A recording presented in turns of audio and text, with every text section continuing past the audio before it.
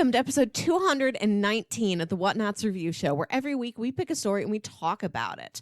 This could be a movie, TV series, anime, manga, comic book, audio drama, all kinds of entertainment. We watch it, read it, listen to it, and then we come back here and we talk about it. My name is Melissa Wilkinson, and I am joined, as always, by Kyle Springer. How great is this podcast? Woo! I hope so. You guys will get that joke. Great. I hope very great. Later on, yeah. I'm excited for this one. This is cool. Yeah, I'm excited to talk about what we're here to talk about today, which is the Afterparty on Apple TV Plus. Is that how you say it? I don't know if there's a plus there or not. I don't know if I'm imagining they also have the plus. physical box, Right, which is exactly. Apple TV. Yes. So, look, I was going to say we'll get to the after party, but let's talk about Apple TV for a sec here. Because I have the Wikipedia article for the after party up, and it does say Apple TV Plus.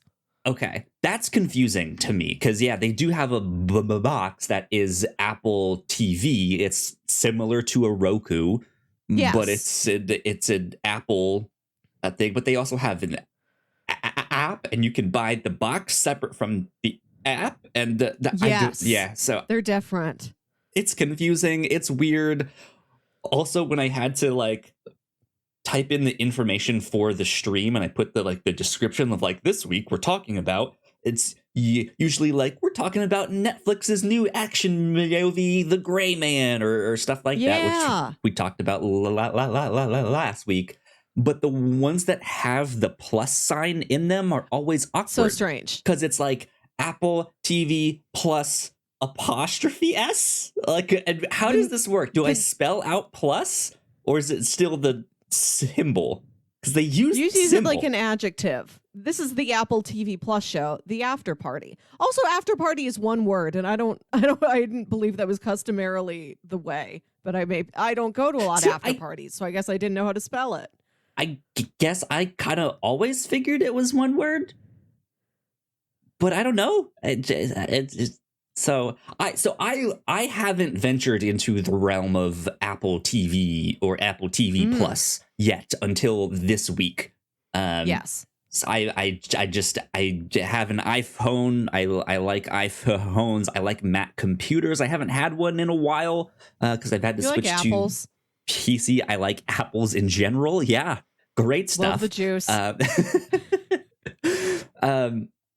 But I just haven't made it to their TV show stuff yet. And so you had pitched something. Were they all from Apple TV or no, was it just this one? It was 3 party shows. It was this, Search Party or Party Down.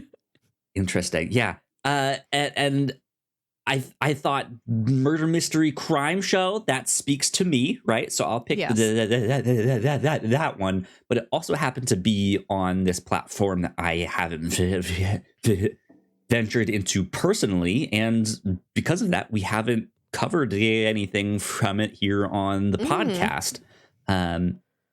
So I was like, you know what? Today's the day. Let's start. Let's go. Let's see what they got here on Apple TV Plus. And so we watched the Afterparty. Yeah, we should try to hit at least one show from every streaming service. I'm sorry you'll have to get Paramount TV Plus back. So we can watch Players or something.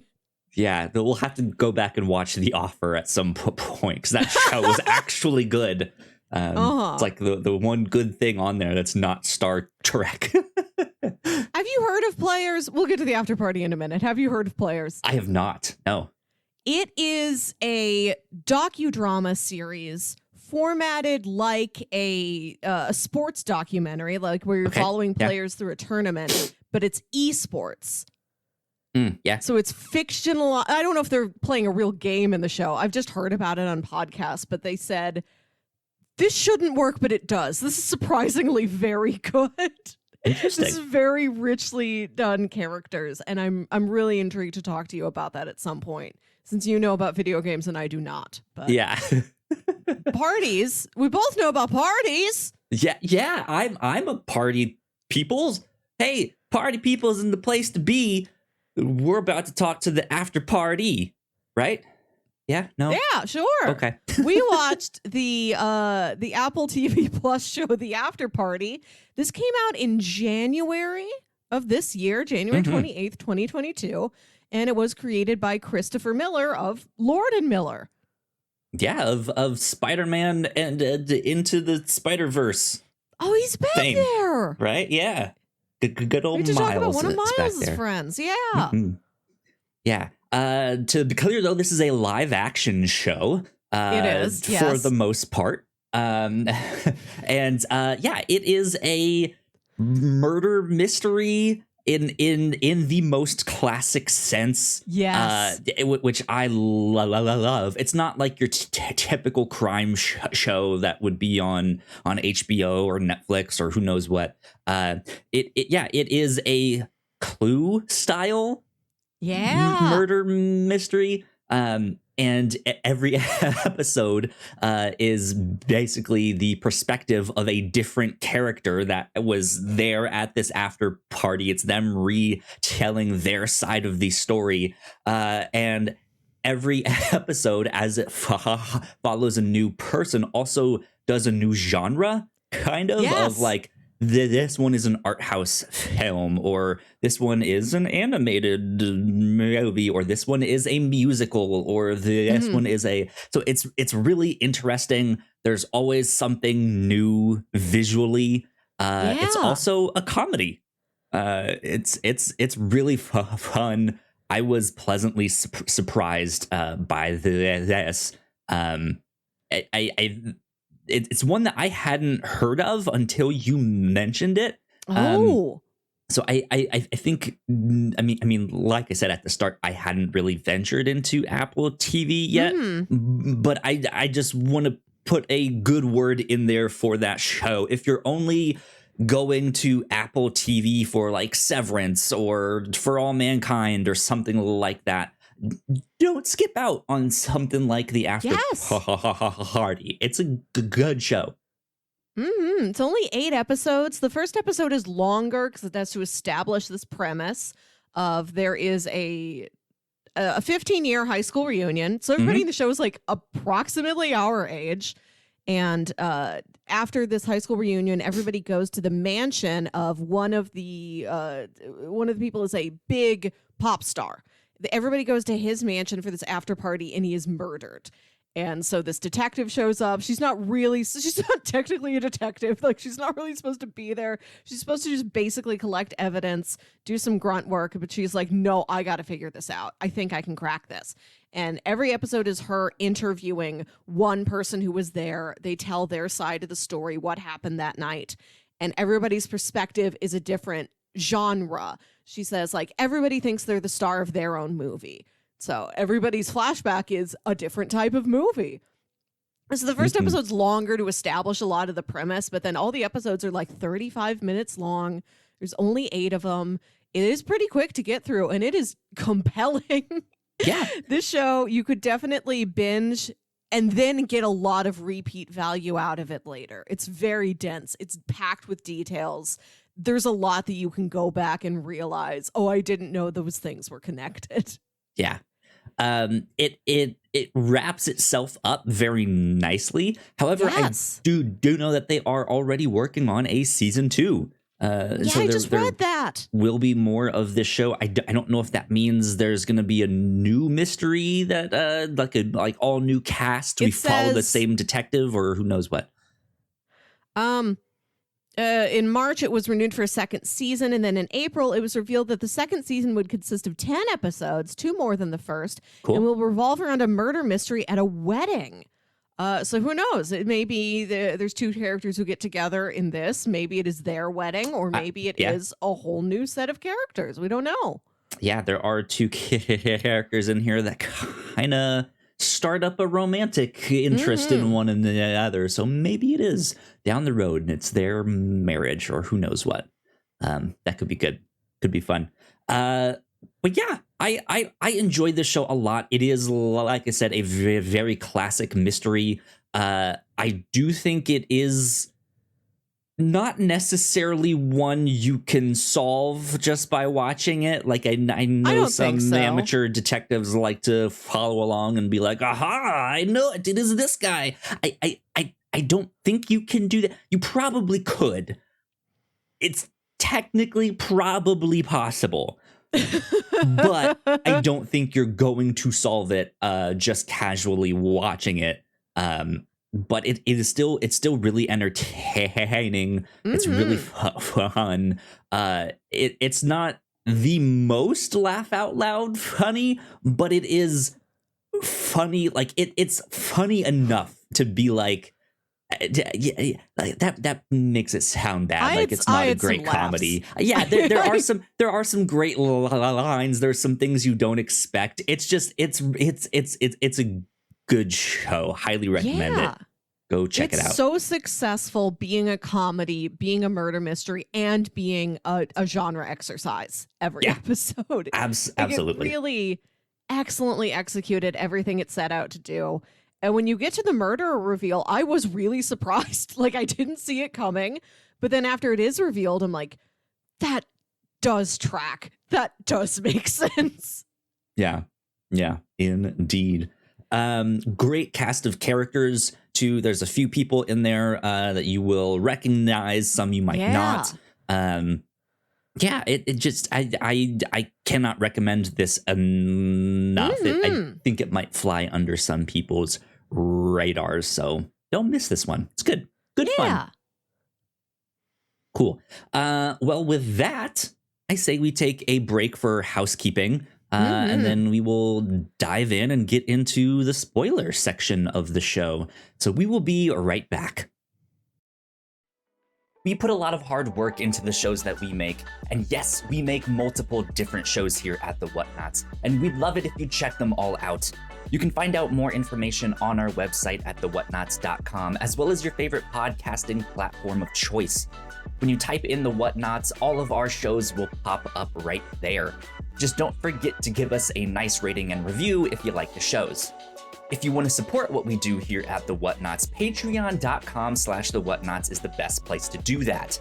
You can support us for as little as $1 a month. You can get all kinds of exclusive content at the $3 tier. You can also get a shout out and a thank you on all of our shows at the $5 tier. You can support us on Twitch by subscribing to our channel at twitch.tv/thewhatnauts, and we would love to have you all join us for our live streams and talk with us in the chat. And lastly, we have merch. If you'd like to grab yourself a shirt or a sweatshirt or a mug or something else, go to thewhatnauts.com/store to pick up some merch today. And we are back. A big shout out to all of our Patreon supporters. Thank you so much for supporting us. It means a lot. We appreciate it. Cool things that we've been up to here at the Whatnauts. While we did have some technical difficulties this past week and maybe had to cancel the captain's log or something, Melissa, you and I switched podcasts this week. You had this idea so that I would listen to some of the ones you listen to, and you would listen to some of the ones that I listen to. While we haven't recorded that yet, I think we still will be talking about all of that next time we record the Captain's Log, whenever that may be. I know we said there might be some time for us to record that today. But we're unsure. We're playing it by ear. So be on the lookout for that. Yeah. A similar thing with our reactions to She-Hulk. We did not get to record our first one, so we are combining our first and second one, which we will do this next week. So again, continue to be on the lookout for all of that. Video game stuff happening. Nintendo is a company that I think most everyone knows about. Nintendo of America has recently had some issues. Some labor complaints, some complaints of sexism in the workplace, so on and so forth. And that's really interesting to hear, because usually they're very tight-lipped about what goes on at the company, and it's very rare that we get an inside look at what's happening there. And there have been some unfortunate reports of that stuff. So if you're into video games, go check out Crossplay, our video game podcast. But yeah, I think that is about it for spoilers. So without further ado, let's get into the rest of the show. Spoilers. Here we are. Watch out. So I lots of things I did not expect. Did not expect there to be an episode that was mostly animated. Yes. Did not expect just kind of how wild and crazy everything got in this. I think that is one of the strengths of this show from from Ben Schwartz's character, like trying to kickstart his own music career and just being awful at it, and yet his whole thing is a musical, and like he's singing, he's dancing, he's rapping. It's great, it's wild. Then to have a whole episode where they interview the kid. Was not expecting that until like I love that ingredient. I love that there's a picture and I was like, oh, they interview her. That's brilliant. I didn't think about that. I love that ingredient that there's like a 6-year-old who's peripheral to everything that's happening, and she gives her perspective on it. And it's all the actors get to do these big exaggerated motions. So when they're mad, they stomp. The way they wave their arms, really big facial movements. And when she pictures the world, she's like, some people are Muppets. Walt just says his name over and over again, like just a Pokemon. You're not real. God, yeah, it's interesting. I love the cast. I like how there's a couple characters that I don't even remember the last names of these characters. It's just you're Gen 1 and you're Gen 2, and exactly like they don't have both pregnant. Like that. They're the pregnant gens. You're right. They don't have like last initials. Like one of their identities is based on the other one. There isn't a Jennifer 2 without a Jennifer 1. Why did she agree to be Jennifer 2? Yeah. It's just I was really impressed with how much fun they make this show. Yeah. And how interesting each one is. Now I do have to say this is maybe it's not a critique against this show. It's just I think more of an observation of Apple TV's other offerings is that I think compared to things like maybe more of what you've heard of, like a Ted Lasso or a Severance or something like that, I think those shows might be on, and I haven't seen Ted Lasso, so I can't speak to that, but Severance and Pachinko in particular are on just another level of quality than this. This seems to be a step down in that stuff, but that's not a critique on this show. Like this show is still fantastic.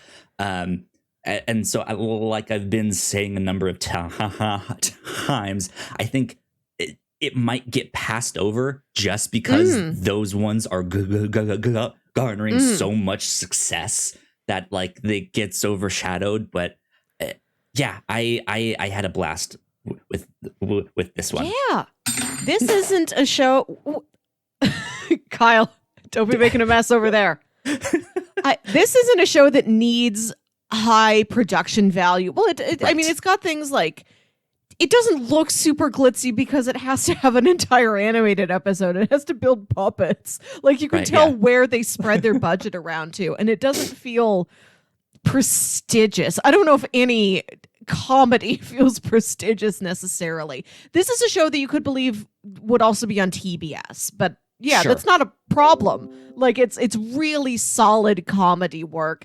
I love that it's such a high premise. It's such a dedicated, small, real hardworking little package of a show.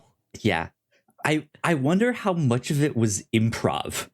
Like I I don't wonder like yeah. how much did they know like okay, this is your character, these are the story beats that we need to get, some of the smaller details about what Yeah. exactly Yeah. you say. And if there's something that you say and we have to be like, all right, no, we have to nix that, do it again. I'm sure they did that. But it really felt like there was a good amount of space for these actors Yeah. to just work and just Yeah. have fun with this. And I like you I think you could like absolutely see all of these characters just having fun with all of the wild stuff that is happening at this after it's party. it's preposterous. Yeah. It's I want to say another strength of the show, I think, is that when it has characters that are jerks, they give them enough redeeming qualities. Like Brett's not a great guy, but he's a better guy than you would expect. You see why Zoe divorced him, but you also see why Zoe married him in the first place, why they had a kid together. He has enough good qualities. And I really appreciate whenever a show decides, hey, we don't got to go that far with making this character a douchebag. He can have a couple things about him that are kind of nice. That's not going to wreck our tone. We can get the point across if he just Right. doesn't have to do everything the worst way possible. Like there's a joke about how like he's critiquing Officer Dannon about her strategy in the final episode about how she like came into the crime scene, and he's like, I'm a first responder, and somebody's like, you're a part-time volunteer fireman. And I'm like, being a part-time volunteer fireman is still a very good thing to be. Like that's Right, fairly yeah. noble. Right. It's interesting because I think most shows would only give you that one perspective. The Yeah. stuff that it you might see stuff from different characters' perspective, like as a fly on the wall on that stuff. But this show, there's what, like 10 or 12 potential, or I guess there's like Yeah. 7 or 8 people there. So you see the same story from multiple different perspectives. So even though you might get the full perspective of the like that one particular character, and then maybe like he might show up again in someone else's perspective Yeah. that dealt with him that night. You might see him in the background of another character's perspective who maybe doesn't know him as much, or like knew him but just like was not in the same friend circle. Like you see all these different perspectives and interactions to be like, yes, okay, in this perspective you are a complete jerk, but from this Yeah. character's perspective you're like, you understand it because they opened up to you about this Yeah. one thing and you now know this other thing. So when you see it in this third character's perspective and you know why he's acting this way, it's like, Yeah. oh, because he's that, it's the okay, yeah, I see.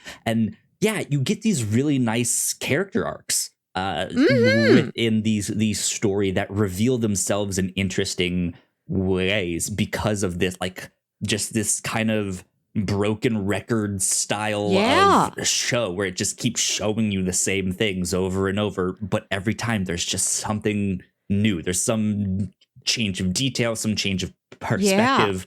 And it really, really works because that apology scene where he like steps up and is like, hey, I'm starting to understand like why Yes. this is the way it has to be, and I apologize, and I'm gonna work on that. I know that won't change it, but like Yes. that actually feels sincere.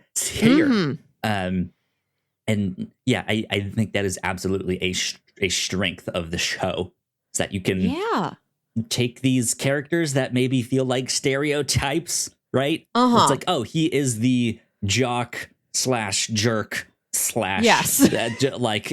yeah, and like that is him. That like he is mildly successful, and is just like you think you know him based off of that.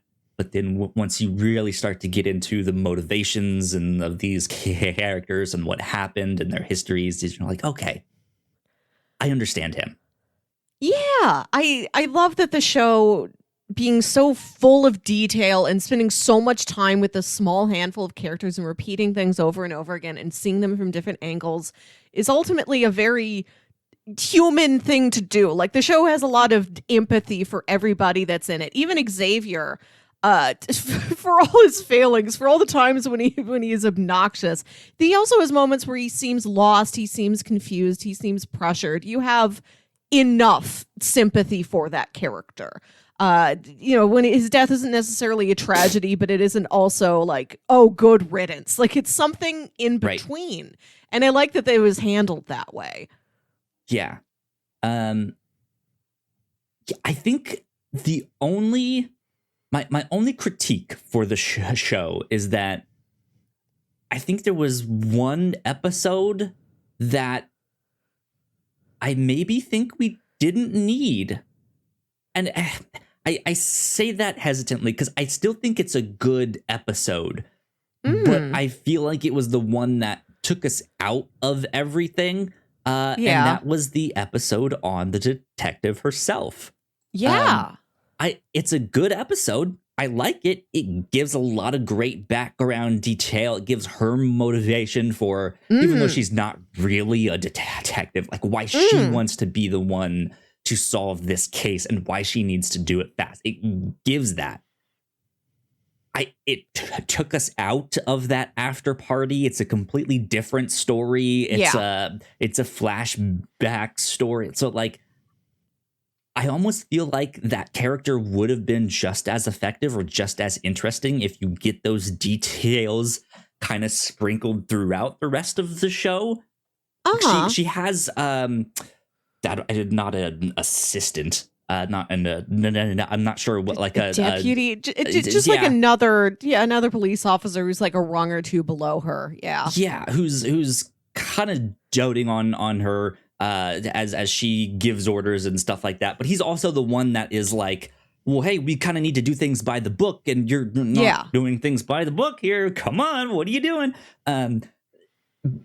Like I like the bits and pieces when he's on the phone with whoever the higher up is, and like you get details about them that way, that he's like this middleman relaying info, like they said you need to stop, or like they said this guy's on his way here. I like all the information. I don't know if taking us out of that party was the best decision. On one hand, it does mix things up, right? Like we've been there at the party for like 6 episodes straight, and then we finally get this. So I understand that. I just it doesn't fit with the rest of them. It doesn't, if that makes sense. Yeah, it is an outlier. I agree that it might not be completely necessary, but I do like that she gets to be as rich as anybody from that high school class. She gets to have her own backstory. Detective Danner. I think I called her Detective Dannon, like the yogurt. I like that she has, and the case she is solving really tells us a lot about her character, how she is very empathetic to the people she deals with. Like when that young girl, who was like stealing Amazon packages off of people's porches, she asked her about, like, you've got a tattoo on your hand. Was it your mom's name? I'm sorry to hear that your mom died. Like it's a nice illustration of her being kind and being really devoted and like knowing when to skirt the rules and showing why she is so dedicated to solving this case, why this is a personal matter for her. And the case is not directly plot related, but you can see that she learned things on that case to investigating Fred Savage that she is using here to like understand the criminal minds and how somebody might cover up for something. It gets us something. Like it is effective. It is valuable. It's not a filler episode. It just is an outlier. Right. Exactly. So yeah, maybe could have just dealt with that information differently is what I was thinking. But I keep going in my mind. I keep going back to Knives Out.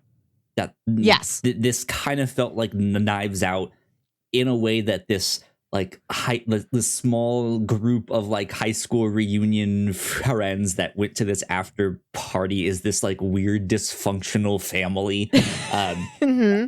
And the thing is in that for the detective, for Benoit Blanc, like you don't know much about him. Like you get his character, his personality as he's investigating the case, and I think that's what I'm relating it to. Is that I like the way that Benoit Blanc is such a standout character just from being there, just Yeah. from his presence. And she has presence in spades, right? Like she very much has her own personality. Like she wants the dirt, she wants the gossip, she wants like all of that stuff, as a good detective probably does want, right? They want all of the details, but she is seeking these details in a way that is wholly her own, that I like, and gives her this personality and this character that I think is effective by itself. Like I almost just didn't need it. Like if I didn't know that stuff about the case, I think I would have been fine and would have liked her just as much. But yeah, like you said, it's still a good one. It's not filler. It's just an outlier. That's all. What was your favorite episode in terms of the genre tropes that it was playing with? To be honest, I think my favorite is the one that was underserved the most, the art house film. At the start. Which is, we get like a mini one from one of these other characters, one of these other, alumni at this after party, and hers is like the example case. Yes. Hers is like the pitch to help you understand what's going to be happening before we have the first full length interview. Yeah, I did dig that one. I oddly really liked that one a lot. It might be because I was an art student, and so I like the art house films and stuff. But it is, I think it, despite it only being an example, as you put it, is maybe one of the farthest they go, down the genre rabbit hole. Like that one feels like a different genre. There are some that it's like, okay, this is maybe an action movie, this is maybe a horror movie, but it just doesn't feel like they go all the way in on some of these things. Like it felt like they could have pushed a couple of the other genres more. Whereas this, I think, just by the nature of it, like stood out. Of like, oh, like yeah, this is like they're like the type of dialogue has changed. The way they're delivering the lines has changed. The look of it has changed. Like it was just so stark that it really stood out, and I liked that the lines went from normal dialogue to them just philosophizing in like weird ways. I'm just like, what are you even talking about? This is weird. Yeah, I wish we got more of that one, but that one stood out with me and like still sticks in my mind. Like that one scene where the Asian guy stands up after they've been looking at. I mean, you guys know me. I'm terrible with names. One of the main guys that got the drawing on his face, Anik. Like when they're looking at him and he stands up and says something, the Asian guys, just some philosophical comment on something, and it's just like, what are you even talking about, dude? Like that's nothing to do with anything. So yeah, I that one stuck stuck with me a lot. I would have hoped that would have set us up for more mini interviews like that. Like each episode would have like one full length one. Yeah. Or like we would talk to Ned or whatever his name is for a couple minutes. We talked to Jennifer 1 or Jennifer 2, and they would also give us their view of the night, just a shorter one, maybe like 5 or 10 minutes with their own genre convention. And how many genre conventions can you pull this out into? Does somebody have a sci-fi view of the evening? What does that look like? An old Western, right? Like, oh yeah, that'd be sweet. Yeah, just stuff like or like not even like certain genres, but like extensions of existing movies. Oh yes, like that'd be an interesting one somehow. Like, oh, this is an extent. Like, why does the room suddenly look like 2001? Like in here, like, who knows? But yeah, would have been nice to see more mini interviews or follow-ups. And maybe that's something they can do in a season 2. I don't know. I think my favorite genre episode was Zoe's animated episode. I think the art style looks wonderful. I love that is like, she is an artist. That is her art style. That's what you see when she like draws a picture of Anik. He looks just like that drawing she did. Yeah. I like that visual design a lot.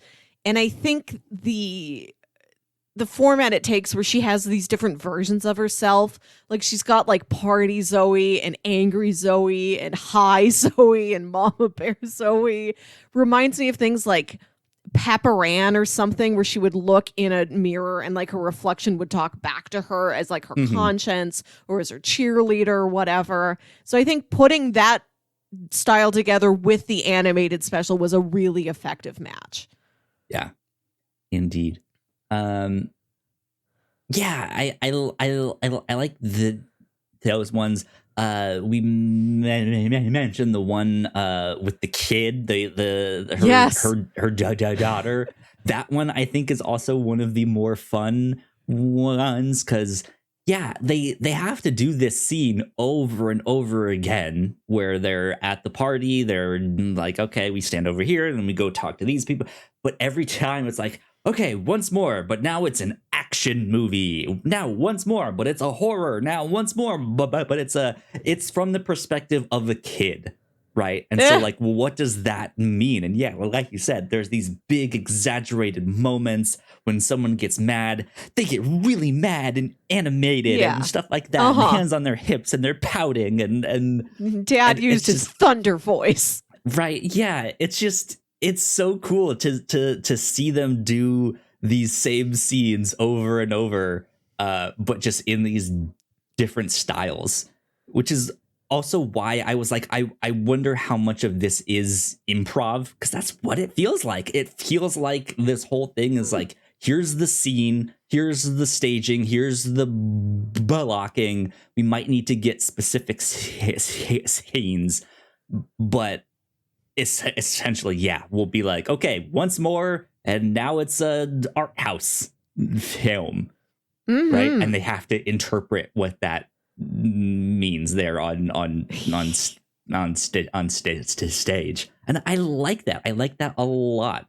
And then the musical, that one sticks out. Yeah, too. That one's a lot of fun. I'm so happy he gets to sing. We mentioned earlier we did this podcast trade, and I made you listen to an episode of Comedy Bang Bang. Ben Schwartz is always on Comedy Bang Bang. He's on there like once or twice a year. I think this is how I learned about the Afterparty. He was on it in January promoting the show. And sometimes him and the host Scott Aukerman will do episodes where it's just the two of them. There's no other guests. There's no other improv characters. And they play this game called the Olympic Song Challenge, where one of them will start singing and the other one will have to like take a melody or take a word and then start singing something else. Like they just go back and forth, like doing connected songs to each other for like as long as they can. Interesting. Like 10 minutes or something. He's a big musical theater guy in his own life, and I was really happy that he got to have the musical theater episode. That's such a good match for who he is and what his strengths are. Yeah. And the songs were both equally good and bad at the same time. Yeah. It's what you would expect of like Disney Channel original like quality. It felt like High School Musical, yeah, right? If that makes sense. Which I know some people would probably argue that there are some good songs. There are in that, but like it felt like this kind of like it on one hand it feels like a joke, but on one hand he's so sincere about all of this that like he it's just, oh man, it's really funny. Him rapping, him trying to do all of these like different styles of musicals. Fantastic stuff. One of my favorite jokes is in the actual high school reunion where there's a karaoke stage set up and Anik goes up there and somebody makes him sing My Neck, My Back, but he doesn't want to sing the dirty parts, so he has to change them. And at one part he says, My neck, my back, I like my pancakes in a stack. Yeah. Well, it's not even that he like doesn't want to sing the dirty parts. I'm sure he's fine singing those, but he dedicated alone, maybe, it. Yeah, he dedicated it to his high school crush. His chemistry partner Zoe. Right. It was supposed to be Angel by Shaggy, which is a song that like thematically continues throughout the show. But yeah, somebody picks this instead, needs to change it to Girl, shake your feminism like that. Yeah. It's so funny. There's lots of little great moments like that, lots of like one-liners and stuff like that. Like I think it was in the flashback episode for the detective when they're in like Colorado or something, and they mention Colorado or Arizona, the Florida Arizona. of the West. Yeah, I was like, that's a great line. Florida of the West. When she's helping this woman who had a package stolen off of her porch. It was like an egg pod cooker. Detective Danner's like, I've got one of those. I love that thing. And she keeps extolling the virtues of the egg pod cooker. And then you see her use one. Like, I like that it's this running joke, but also it is a sincere running joke. She really does love the egg pod cooker. Absolutely. So let's talk a little bit more about the music in particular, because this leads kind of to the end. Yeah. I know we're in spoilers, but yes, it was Ben Schwartz's character who I was so surprised. Xavier. Let me tell you. Okay, so starting the show, I figured these were our options. At first, I thought maybe this is a murder on the Orient Express and all of them played a part in it. Like everybody killed him and nobody killed him. And then I thought, it obviously seems like it's Walt, but maybe they won't do that. But maybe they think we're not going to do it because they think we think they won't do it because it's so obvious. And it'll flip-flop back and forth, and ultimately it will be Walt. And then I wondered if maybe a bird did it. Do you know that story about how people think an owl killed a lady? No. Okay. There was a true crime case, a murder case, where this woman, it was believed that her husband like pushed her down the stairs to kill her. But there was also a theory that, you know, like they lived in this big house, they had like open windows or skylights or something. There's also a theory that a owl swooped in and knocked her over. And like the husband had nothing to do with it. He really wasn't innocent. Like an owl like, knocked into her. Because look at the lacerations on her forehead. Those could be like owl talons. There was a higher than usual rate of owl activity at that time. There's like a documentary about this on Netflix. I don't remember what it's called.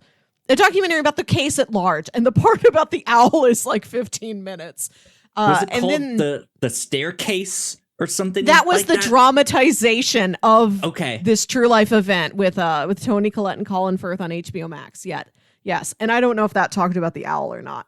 But I figured since they were outside, like he fell from a balcony, this show is so silly. Maybe it would introduce this wild, completely outside party, or it's some insane, like,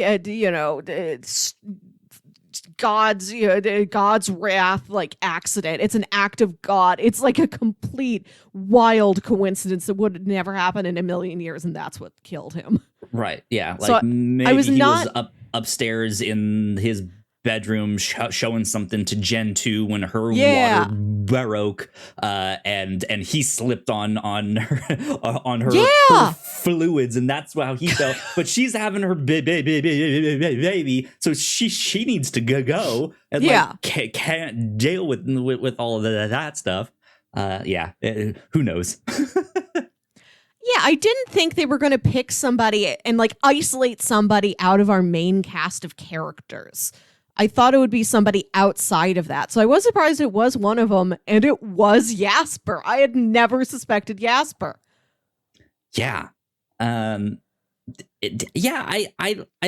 liked the mystery a lot, but this relationship between between Jasper and Xavier actually ended up being a really, really good one. Not good as in like it's a good one. You all should emulate that one. But it's not sweet, but it is nuanced. It is layered. It winds up being a stronger element of both character stories than you think it's going to be. Yeah. They were in a band together in high school before they kind of really knew who they were and all of that stuff. It was a ska band. Scarpe Diem. Scarpe Diem. Scarpe Diem. And God, they're so bad. They were awful. And they have this like YouTube recording of them playing some event, and it's Ben Schwartz being like, "How great is this party?" And it's just it is the most. It's cringe. It's so like, oh my God, what are you guys doing in high school? It's awful. You're in high school in 2006. Like, what else are you going to do? You're going to start a ska band. And I feel like they were playing at a barbecue for an event that normally wouldn't have a barbecue and like a band playing. It was like, oh, the Martin Luther King Jr. Day barbecue. where they got a ska band to play. It's so weird. But yeah, it's cringe. It's so funny to watch. But yeah, the band isn't working.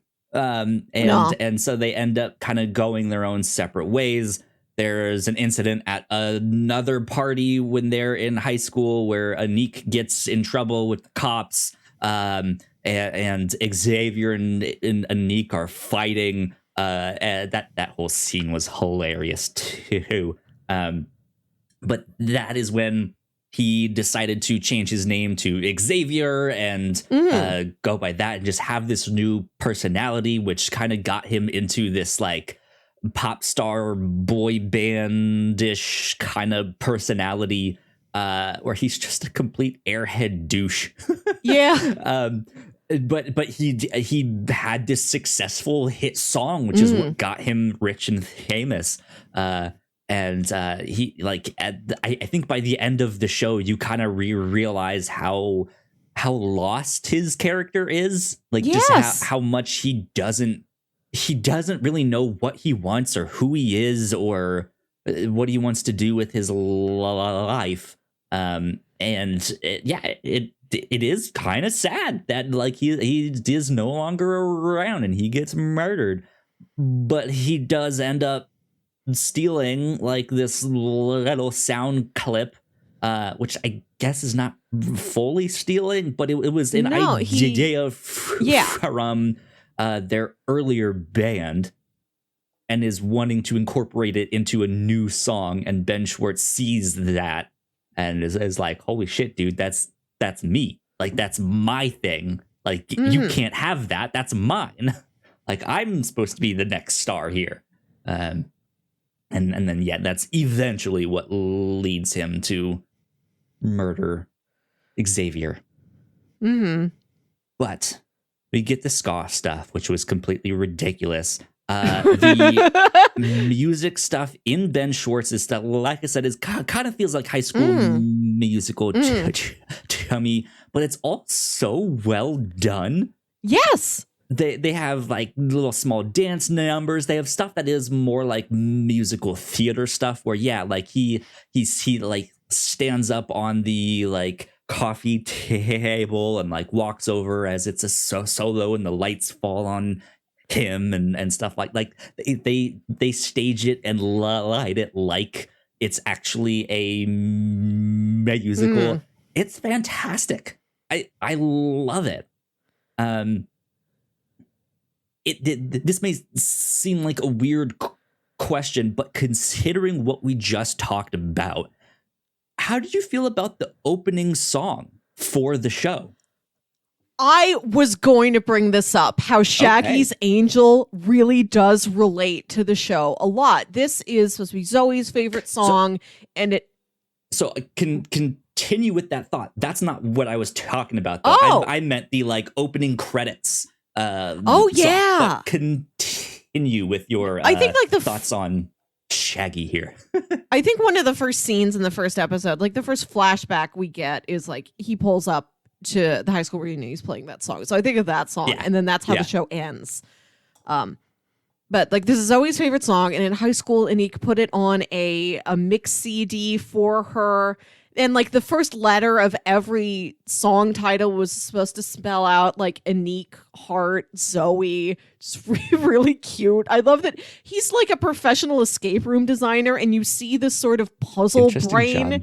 Yeah. In all these other aspects, like, oh, I'm gonna make her a coded mix CD. I really like that. And at the final episode ends with the two of them driving off together and finally kissing, and he plays that song.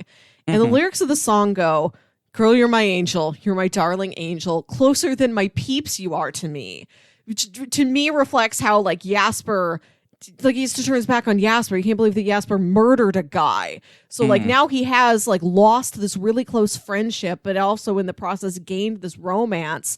And he said, then the song goes, "You were with me through my incarceration," and Anik was the main suspect throughout most of the show. I'm sure if I looked at the lyrics for Angel, I may notice more parallels.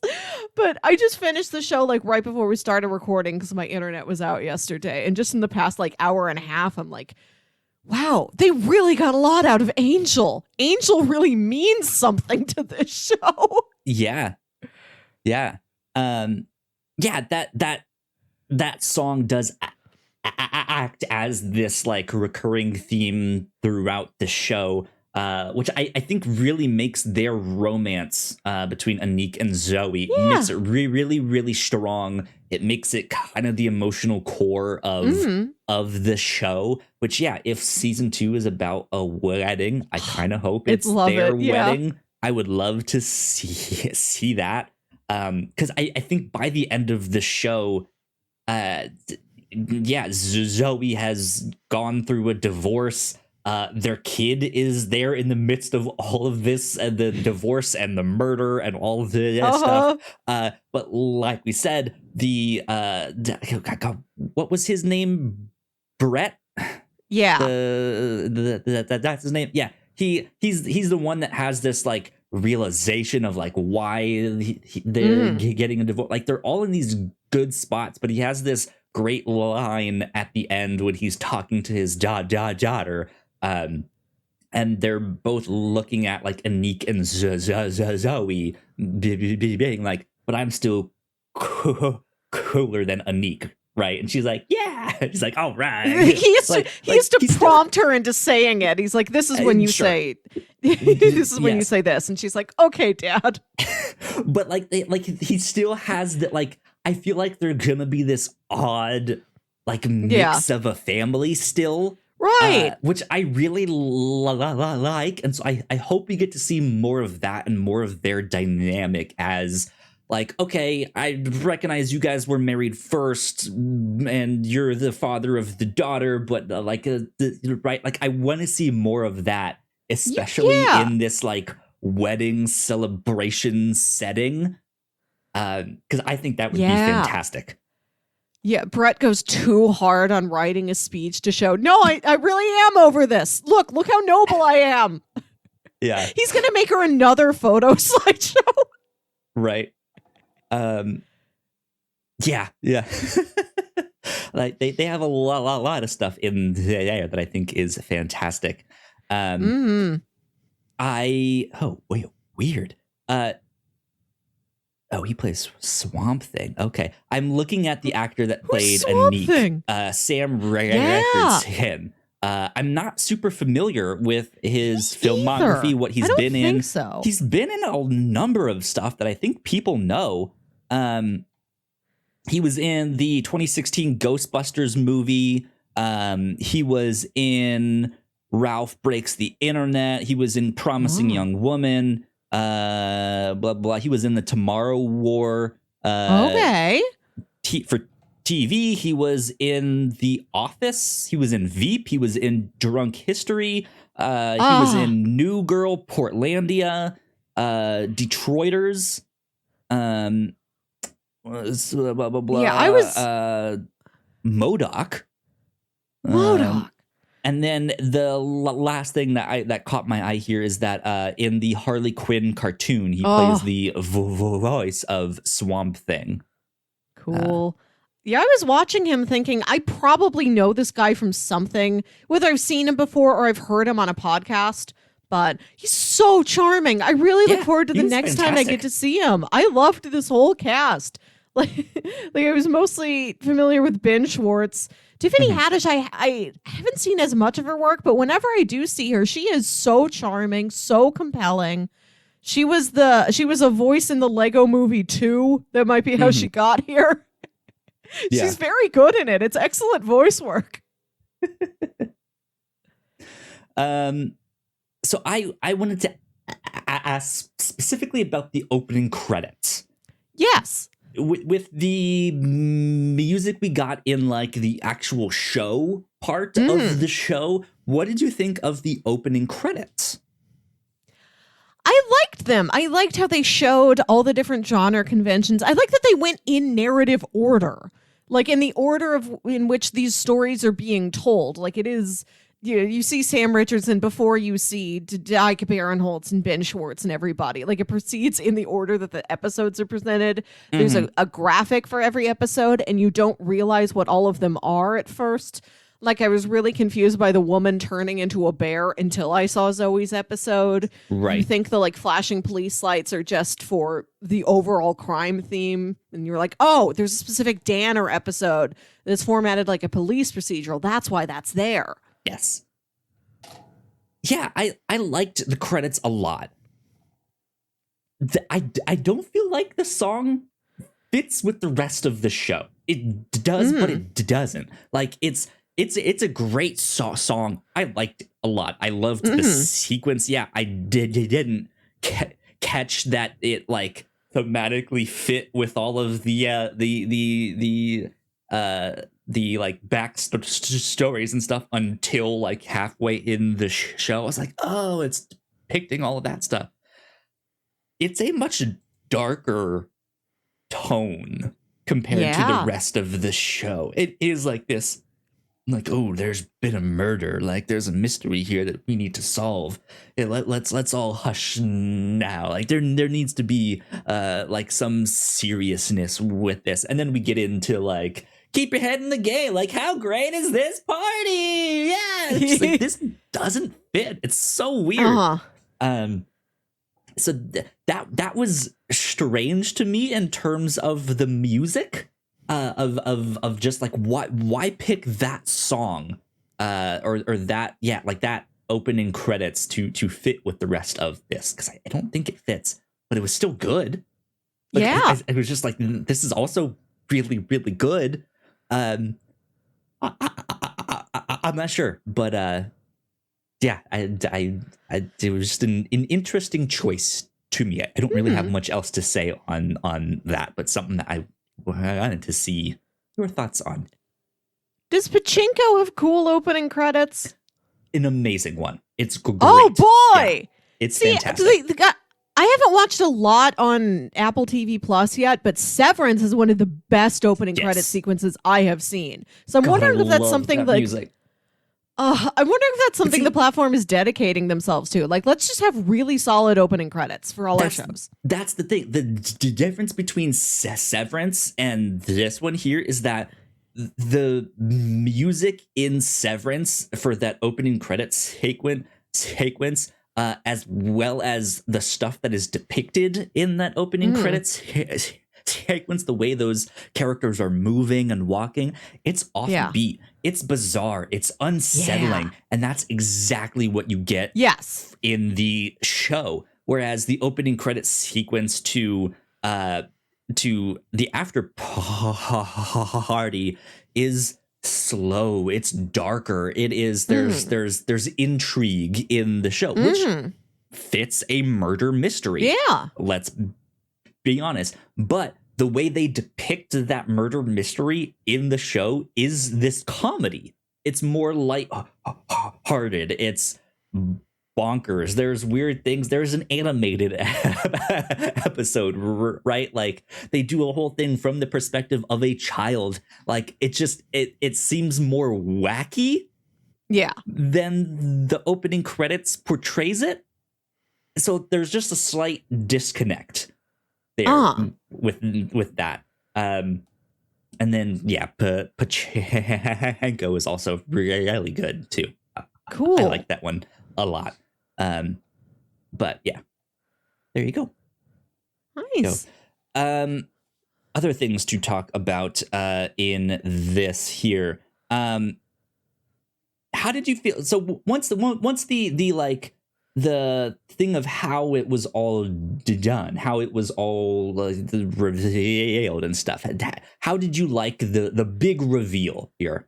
I liked it because, like I said, I was not suspecting Jasper at all, and to watch his demeanor kind of change, like watching an actor I've only ever seen do like real fun, friendly, silly work, to watch him be a little bit more dramatic and a little bit have this edge to him was exciting. Yeah. And how there's this like slow sort of realization from everybody where they're all looking at him different and he's looking at them different.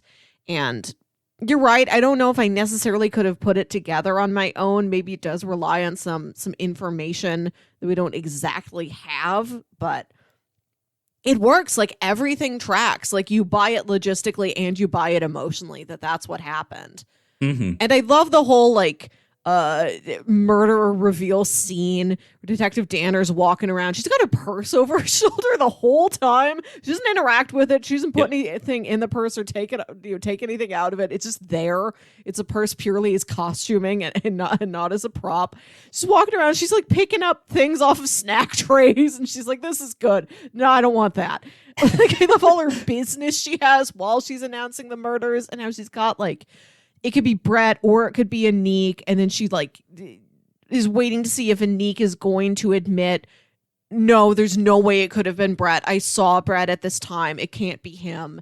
So because she's like, I know it's Jasper, but I don't know like how close Anik was. I don't know if Anik knew that's what it is. So let me outright accuse him and see if he gives up his best friend or not. See how he behaves. I like that she's got so many different goals in that scene. She does. She has this mindset. Like she has this mastery of the scene as she's put it all together. But yeah, does this really interesting thing is because, well, like you had mentioned, the scene in her flashback where she's really trying to empathize with the girl that had the tattoo of her mom's name on her hand. Like, she has this thing about people. Like, she really wants to try and help people. And I think that's where she sees Anik, right? Is like, here's someone who is caught up in the middle of this, has no idea what's happening. Yeah. And is gonna be devastated when he figures out what happens here. So in a weird way, but I guess one of the things she was still trying to determine at the end there was how much exactly does he know? Because they are best buddies, right? So is he covering for him somehow? Is he like, she wants to figure out exactly how much he knows, but she has a hunch that it's none, that he knows nothing, and that he will be devastated. So yeah, she gives him this opportunity by accusing him, or by accusing Barrett, the wrong person, to stand up and basically identify himself as, yes, I knew nothing about this. It can't be him, because I saw him when he did this thing, and that clears his name and does that. And like, yeah, it's her trying to reach out in her own way and like take care of him there, which is an interesting way to do things. And then, yeah, of course, at the end, when all of that is revealed, he's devastated. Anik is just like, yeah, they all just, they look at him differently. How could you? Your songs weren't even that good. I don't know, right? Like, you would never bless your track. Yeah. God, yeah, it's an interesting show. I liked the reveal a lot. It did feel like, I mean, we've basically mentioned a bunch of our recommendations, I'm sure, already. And you know me, it did feel like a Detective Conan episode where she is revealing it all, and you're just like, I wouldn't have gotten this. Like, how am I supposed to know all of this stuff? I think this one does a good job of straddling the line where it's just out of reach enough where it is kind of ridiculous, but it's all stuff they showed. It's all stuff, but it's not stuff they focused on, is the thing. Like, maybe if you picked up that in the background, it like in this person's retelling of the thing, the closet door was open in his thing, and it, like, that stuff is in there, but they never draw attention to that stuff. So yeah, you're not gonna really solve this casually, but it's still fun. Like, that is part of why I like detective fiction. On one hand, I like to see if I can solve it, but I also like these big ridiculous reveals, like, aha, but an owl did it instead. Like, aha, you would have never known, but an owl flew in at the most opportune time. And it's just like, what? That's stupid. This is so dumb.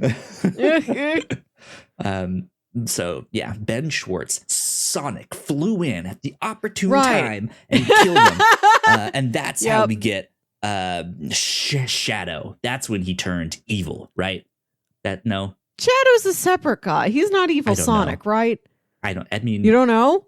Reductively, he's evil Sonic, but like how Venom is evil Spider-Man, but he's not literally like evil Spider-Man. Yeah. Okay. I was like, look, I don't know a lot about Sonic, but I'm pretty sure Shadow is a separate guy. He eats the chili dogs. Yeah, he sure does. Yeah, good fun. I'm glad we watched this one. Yeah, I'm happy we did too. And I think it's a show that I could see myself watching again in the future. Once, like, I want to show this to people and like track everything. Like, can I actually follow the steps as they're happening in real time? There's so much packed into this.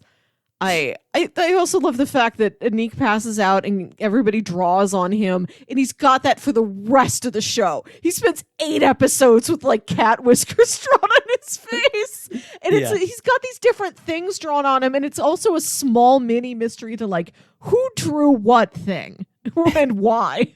Yeah.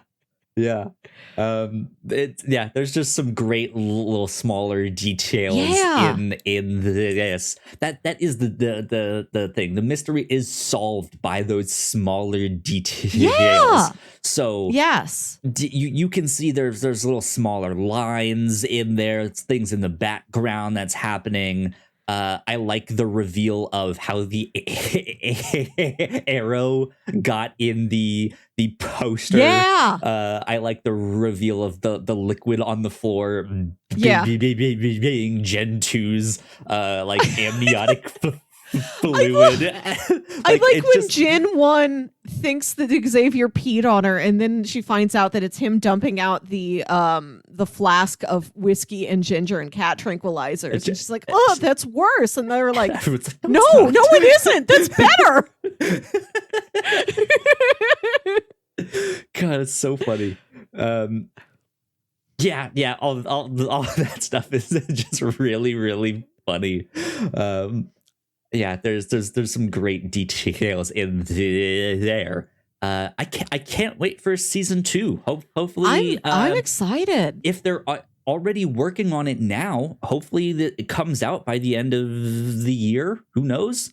I don't know. Well, it said it was greenlit in March, so I don't know how long it's going to take to put it together.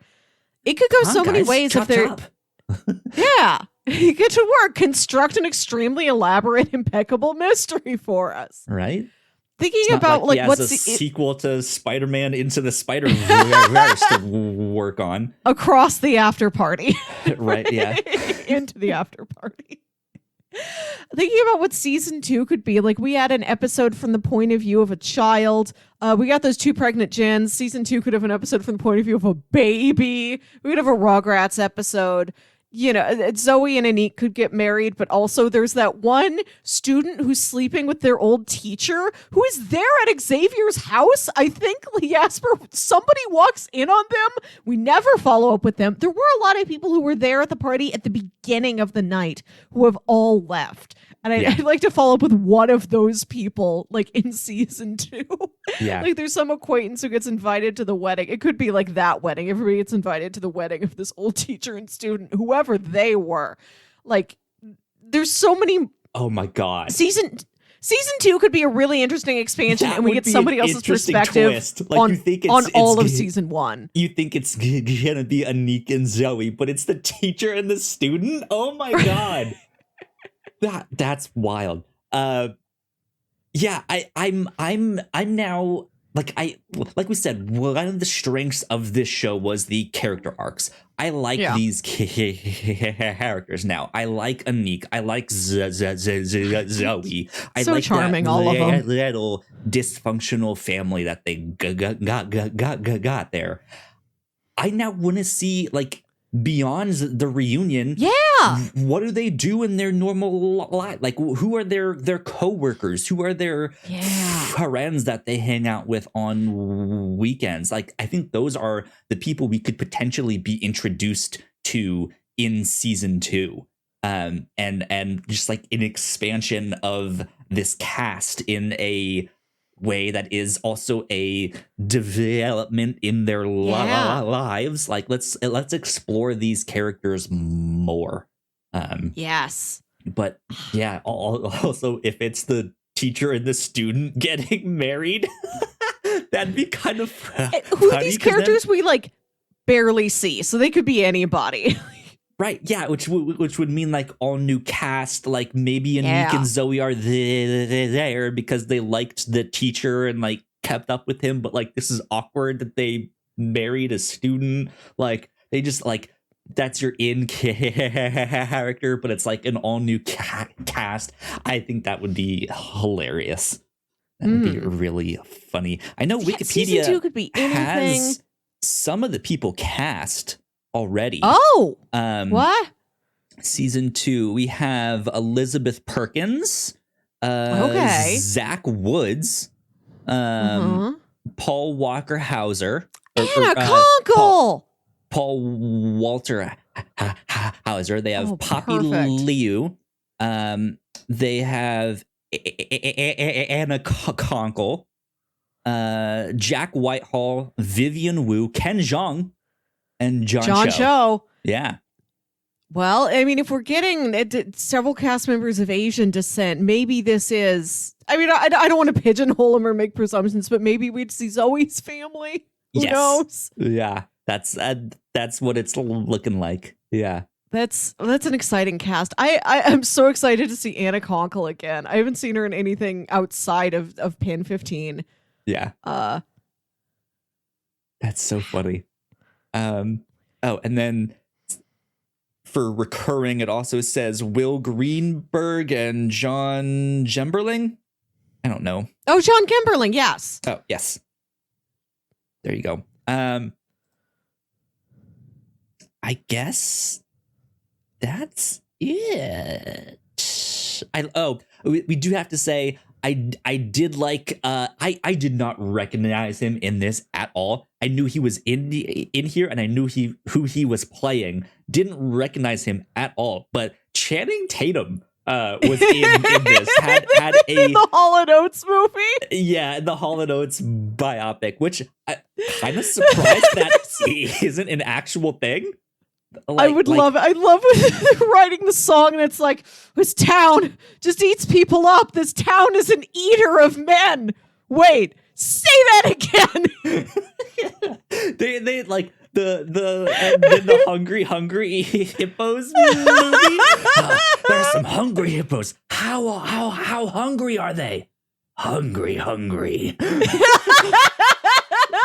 So dumb, but I loved it. It was fantastic. So good stuff with that.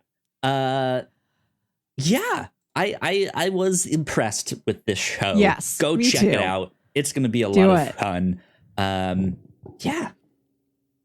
All right. Let's see. Let's check in on Bingo. Do we have any updates on Bingo? Let me. Would you call this a locked?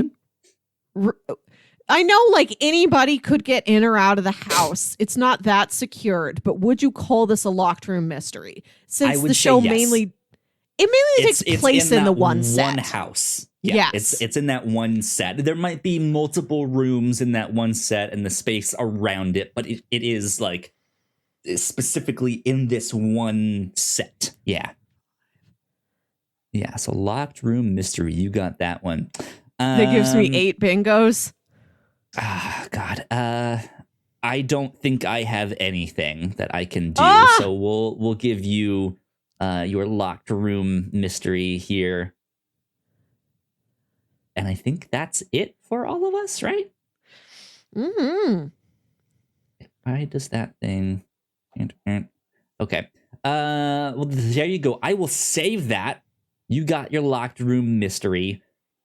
Gave you 2 bingos in one on that one. That's kind of wild. So good on you. I am falling behind yet again. But there you go. That is our update for Bingo.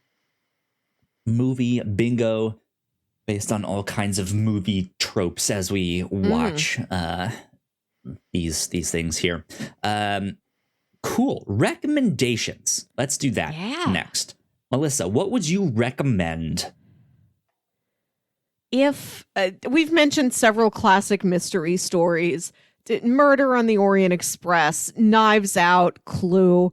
We eventually have to do an actual episode on Clue because we keep just mentioning it all the time. You know these. You're familiar. If you want more adult actors playing teens, please watch Pin 15 with the aforementioned Anna Conkle. It's her and fellow comedian Maya Erskine playing themselves as 13-year-olds, as kids going into middle school in the year 2000. And everybody else is an actual kid, and they're playing, they're adult women playing themselves at 13. Yes. And they go on. The show is about like really mundane things that are very important to you when you're at that age, like buying your first thong, like buying your first cool underwear, or like setting up your first AIM screen name, or like getting the right gel pens and right, going over to a party and then you find out it's a boy-girl party and there might be kissing and you don't know if you're ready for that. Like real emotional human things that happen to you when you're at that age. The show's so funny, so absurd, but also really poignant and heartbreaking. Pin 15 is remarkable to me. It's such an intense combination of emotions. Yes. And if you want something that's just straight up silly, watch Wet Hot American Summer. Both of And which we have covered we here on have- the review show.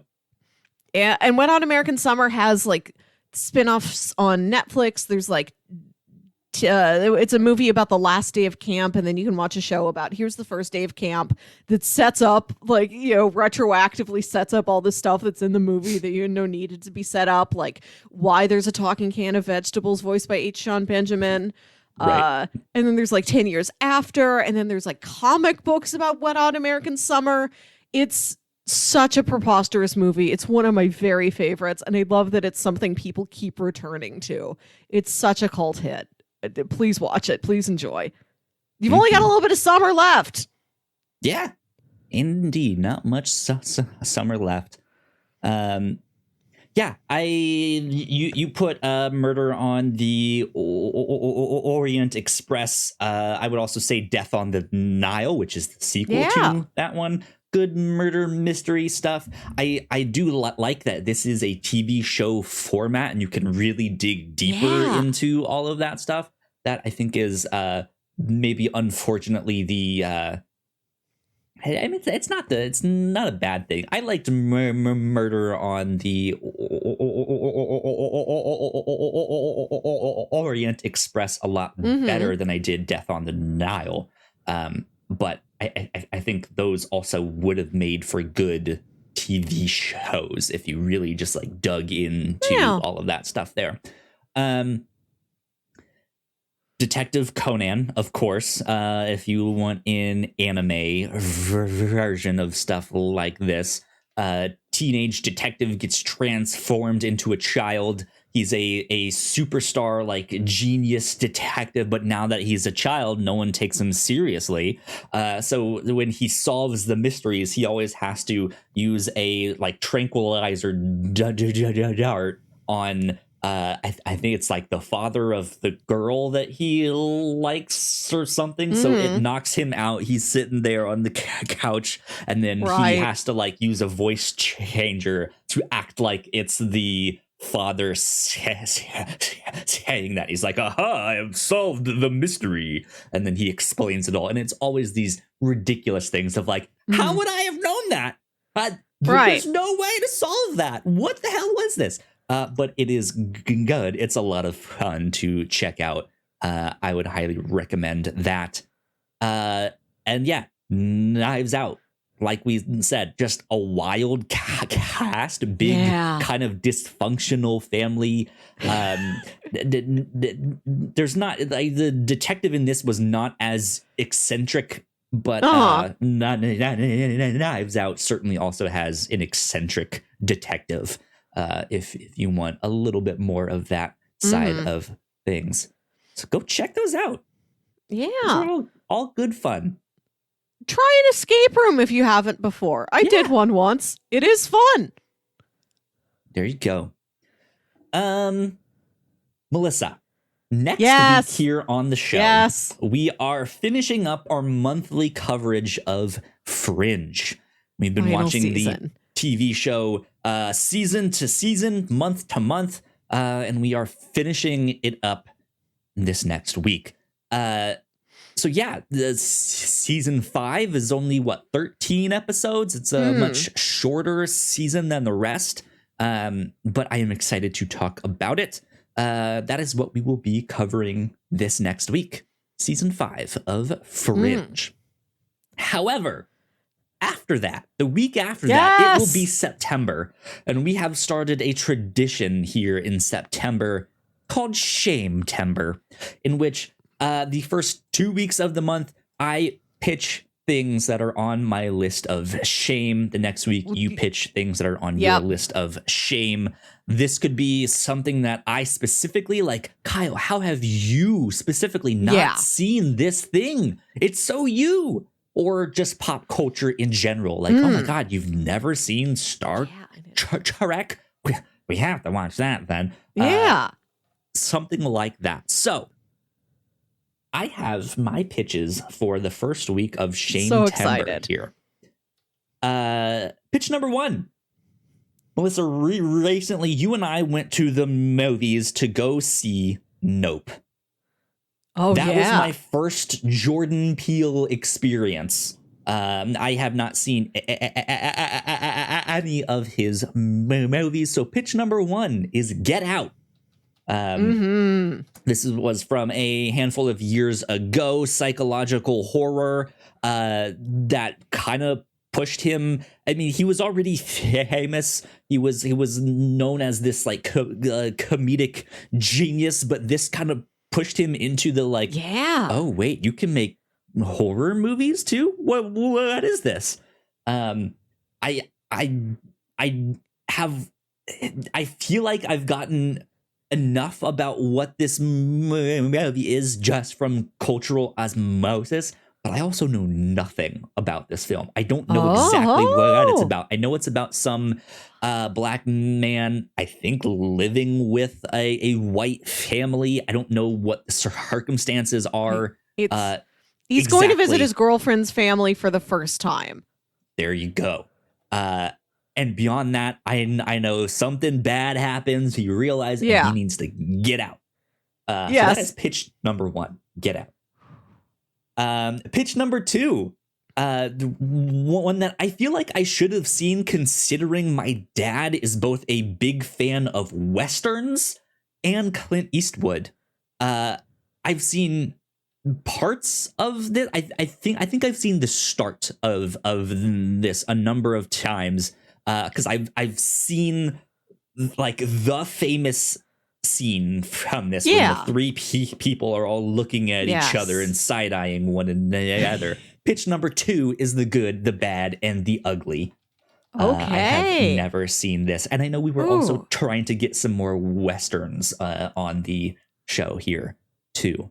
So The Good, the Bad, and the Ugly. This is a Western classic starring Clint Eastwood. From 1966, and I believe it's Italian, if I'm not mistaken. Maybe from an Italian director, but I don't. I think it's in English. I don't know. There you go. We'll see. But yeah, that's one I've not seen. But I feel like having seen a number of Clint Eastwood, or like not paid attention to a number of Clint Eastwood movies as my dad had them on TV, I feel like this is one I would have seen, or would have just like, how have I not watched this one yet? So that is pitch number two. Pitch number three, I recently watched The Offer on Paramount Plus, which is all about the making of The Godfather, and I haven't seen that. I haven't seen The Godfather, so I say, let's just go for it. Let's watch the whole trilogy. Let's watch the Godfather trilogy. You can't do just one. Three. They're like Pringles. Yeah. I mean, we probably could. There's especially that first one. There's enough in there that I think you could absolutely talk about just that one. But I've never seen any of them, so might as well just watch them. And knock that off of my list of shame that I have not seen there. So there you go, Melissa. Good variety. Get Out, The Good, the Bad, the Ugly, and the Godfather trilogy. Oh, really nice selection here. You should absolutely see Get Out. That movie is... I've only seen it once, but it stylistically is really stuck with me. It's so well executed. I look forward to hearing your thoughts. I am going to go with a movie. I also feel a little shamed, not shamed, but like, I should see that. I need to get around to seeing that. I've been meaning to pitch it for a while, and I just haven't gotten around to it. I haven't found the right time. I also need to watch The Godfathers. I don't know them. Yeah. I know, like, his daughter gets married and then somebody takes a cannoli.